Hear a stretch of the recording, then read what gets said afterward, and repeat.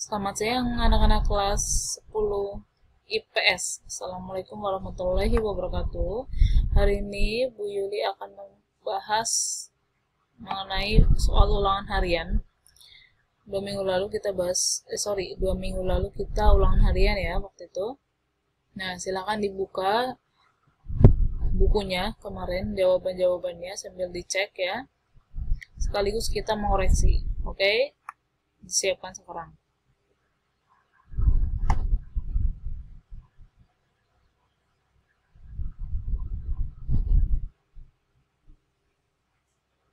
Sip, ya, sudah disiapkan pulpen atau pensil, buku, catatan yang kemarin digunakan untuk ulangan harian sudah di depan mata kamu, gitu ya. Dan dengarkan saya baik-baik. Oke, ya. Kita bahas per nomor 1.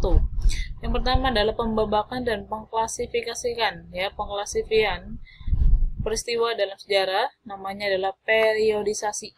Kenapa periodisasi? Karena arti dari pembabakan sendiri adalah periodisasi, gitu ya. Jadi kata kuncinya di sini. Pembabakan. Itu cari ya. Kalau misalkan kamu benar-benar nggak tahu, cari kata kuncinya. Periodisasi itu adalah pembabakan dalam sejarah. Pembabakan dalam sejarah di sini itu sifatnya luas. Pembabakan berdasarkan zaman, gitu ya. Sinkronik. Sinkronik itu berarti memanjang dalam atau melebar dalam ruang, menyempit dalam waktu. Diakronik kebalikan dari sinkronik ya. Kategorisasi berarti mengkategorikan suatu peristiwa berdasarkan ciri-cirinya gitu ya. Ini peristiwa membicarakan mengenai kasus ekonomi atau politik atau sosial gitu ya. Diperhatikan kasusnya. Kronik ini adalah catatan perjalanan atau catatan kejadian gitu. Itu kronik, contohnya kayak kronik Ibnu Battuta membicarakan mengenai kerajaan Islam yang ada di Pulau Sumatera saat itu, yaitu Samudra Pasai gitu ya, contoh kronik. Oke, nomor 1 jawabannya A, jangan diganti. Jujur, bersikap jujur. Saya sudah tahu jawaban kalian di HP saya ini ya. Kalau misalkan di chat waktu itu kamu ngirimkan jawaban ya. Kalau misalkan tiba-tiba ganti, saya cek satu persatu memang nanti ya, sama atau tidak. Kalau beda tiba-tiba, artinya kamu udah ganti. Jujur ya, berperilaku jujur. Oke, yang kedua, kajian yang lebih menitik beratkan pada meneliti gejala yang meluas. Nih fokusnya, gejala atau peristiwa sifatnya luas gitu ya, ruang lingkup bahasanya luas,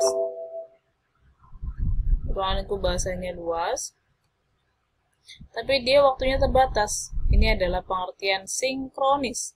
Sinkronis itu adalah meluas dalam ruang bahasan, yaitu gejala-gejala apapun itu meluas, jadi lebih detail, tapi waktunya itu hanya dalam waktu itu saja, jadi waktunya terbatas, itu sinkronis. Kalau diakronis itu kebalikannya ya, waktunya yang meluas, bukan waktunya terbatas gitu ya. Kalau kritis berarti mencari kebenaran, kritis gitu ya. Kalau periodisasi itu artinya tadi pembabakan seperti nomor 1. Kronologi itu berarti urutan peristiwa atau urutan waktu gitu ya. Itu kronologi, mirip dengan pengertian diakronis itu kronologi karena sama-sama ngomongin waktu gitu ya. Oke, sebentar saya mau ngecas dulu ya.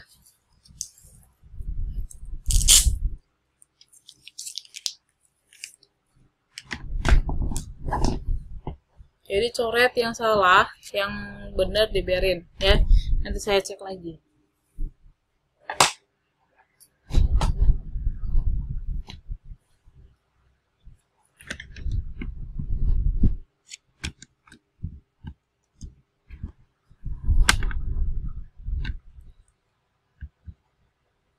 Jangan curang, oke? Harus jujur. Nomor 3, pengertian diakronik memiliki persamaan dengan pengertian ya tadi ya, yang mirip dengan soal nomor 2.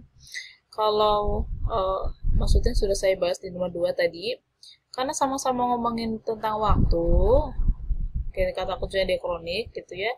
Artinya jawabannya adalah kronologi, ngomongin tentang urutan peristiwa berdasarkan waktu.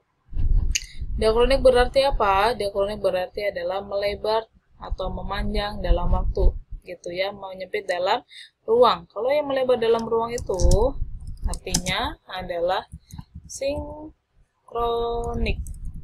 Tuh, kayak yang atas ya. Kayak nomor 2 tadi, kita lihat lagi nomor 2 ya. Nomor 4 itu mirip dengan nomor 2. Di mana poin A ya, nomor 4 poin A itu mirip dengan nomor 2. Di mana waktunya terbatas gitu ya, karena melebar dalam ruang kalau sinkronik gitu ya. Waktunya hanya sempit gitu. Sedang ruang bahasanya itu luas. Kalau yang ruang bahasanya itu sempit, itu namanya diakronik. Karena apa? Memanjang dalam waktu, bukan ruangnya, gitu ya. Terus lanjut, suatu peristiwa disebut sederhana apabila penyebabnya hanya satu. Ini ngomongin tentang kausalitas, tapi kausalitas itu kan ada dua, yaitu monokausal dan multikausal. Kalau penyebabnya hanya satu, nih saya tandain lagi ya, penyebabnya hanya satu, artinya ini mono. Mono itu artinya satu. Mono itu satu, kausal itu sebab. Jadi sebabnya ada satu. Kalau sebabnya banyak itu namanya multikausal. Ini berarti peristiwa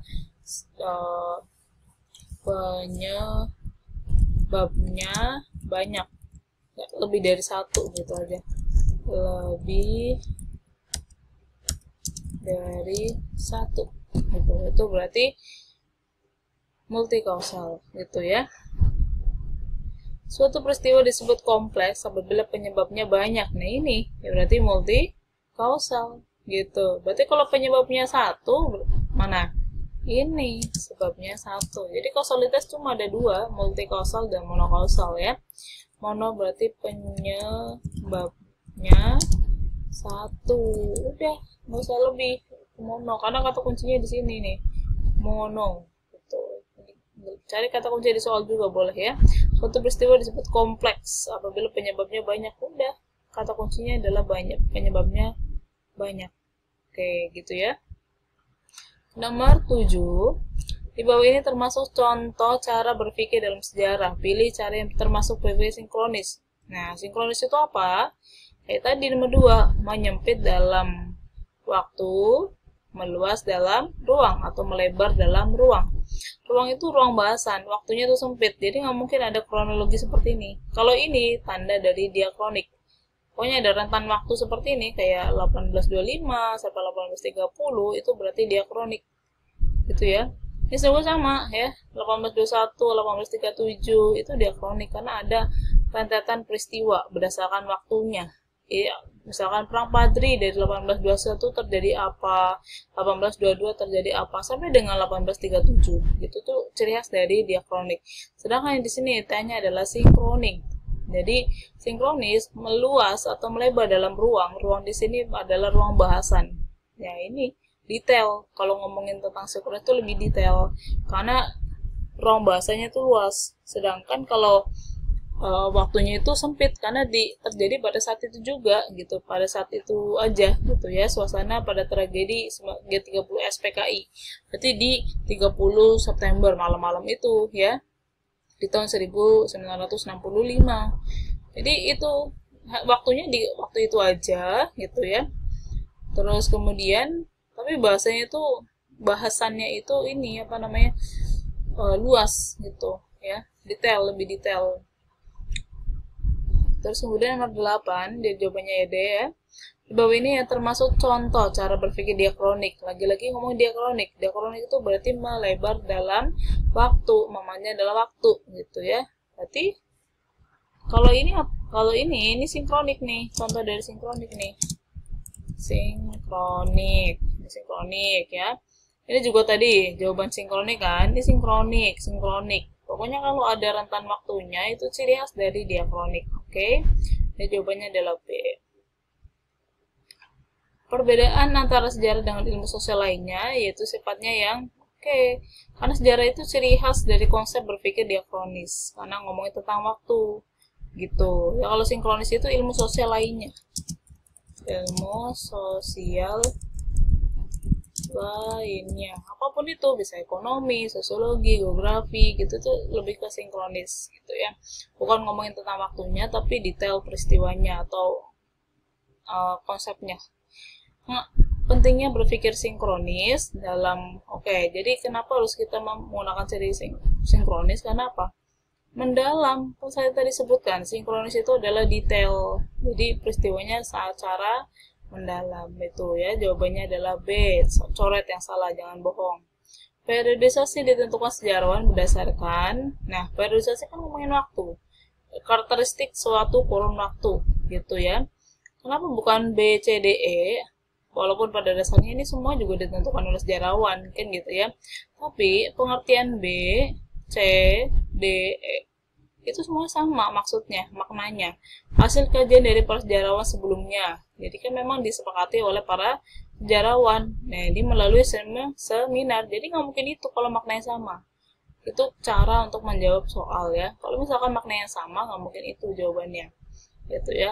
Apa ini ngecoh nih, peristiwa yang mendahului. Terus kemudian coret yang salah.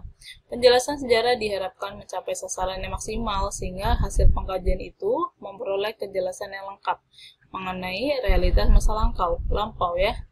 Oleh karena itu, kajian sejarah memerlukan pendekatan karena di sini kejelasannya lengkap mengenai realitas masa lampau. Kata kuncinya di sini artinya apa? Dilihat dari berbagai dimensi. Gitu, dimensi ekonomi, politik, sosial, gitu, terus budaya gitu ya. Jadi banyak, multi kan banyak ya kan? Gitu, yaitu adalah multidimensional. Dalam konsep diakronis yang harus diperhatikan adalah diakronis kan ngomongin waktu, artinya sama dengan kronologi seperti yang di atas tadi. Oke. Kalau ngomongin ruang berarti ya sinkronis gitu kan, karena ruang bahasanya tuh luas. Kalau sinkronis tuh, kalau diakronis itu fokus pada waktu seperti kronologis. Dari sini ada pembabakan zaman di Indonesia ya, sejarah di Indonesia. Tuh, ini periodisasi, karena periodisasi itu adalah pembabakan. Ini contoh nyata dari pembabakan atau periodisasi ya. Nah, kalau kita lihat di sini, pertanyaannya itu mengenai siapa tokoh yang mencetuskan pembabakan Indonesia seperti ini. Kita lihat dulu kata kunci di sini. Kalau dia langsung zaman prasejarah, itu berat, dan zaman kuno itu pasti Sartono, ya, Sartono Kartodijo, karena ada prasejarah kuno, ya, kuno itu sampai abad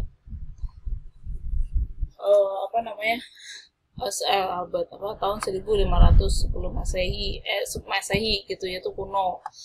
Tuh. Terus kemudian baru mulai zaman Islam itu abad ke-16. Ini sampai patokannya tuh kayak gini aja lah, 1500 atau 1499 gitu, abad 15 lah ya.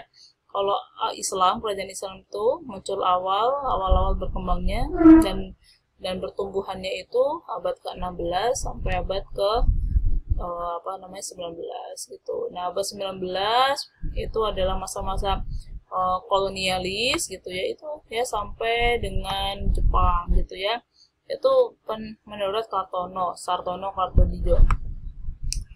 Kemudian kalau pendekatan multidimensional tadi di atas disebutkan ya, agar peristiwanya terlihat mana yang detail atau kompleks dilihat dari berbagai dimensi gitu. Itu mendapatnya dari Sartono Kartodijo, sekaligus dia adalah bapak sejarah Indonesia ya, Sartono Kartodijo gitu.